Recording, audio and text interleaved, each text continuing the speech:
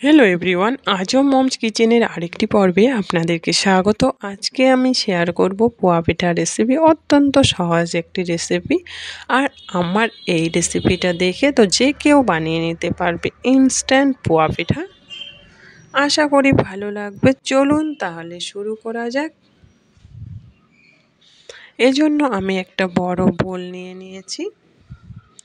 আমি আপনাদের সুবিধার্থে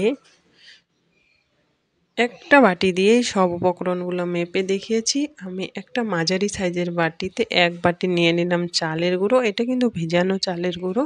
ওই বাটিরই হাফ বাটি দিয়ে দিলাম ময়দা, সামান্য লবণ এবং ওই বাটিরই অর্ধেক বাটি চিনি, হাফ বাটি নারকেল কুড়োনো। এখানে কিন্তু আপনারা চিনির পরিবর্তে গুঁড়ো দিতে পারেন। এবার সব উপকরণগুলো আমি মিশিয়ে নিচ্ছি।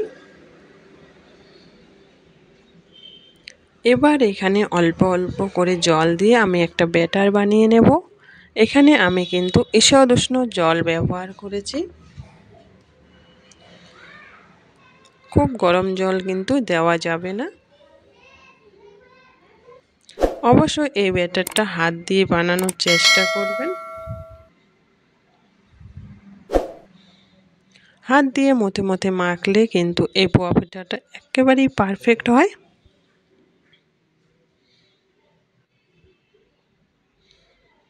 ব্যাটারটা একেবারেই রেডি হয়ে গেছে। আশা করি দেখেই এর থিকনেসটা বুঝতে পারতেছেন।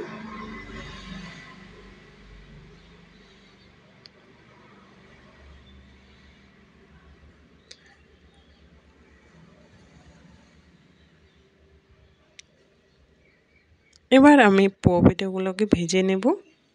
এজন্য একটা কড়াইয়ের মধ্যে দিয়ে দেব সাদা তেল। তেল গরম হয়ে এসে এখন এক এক করে আমি সব পিঠেগুলো ভেজে নেব।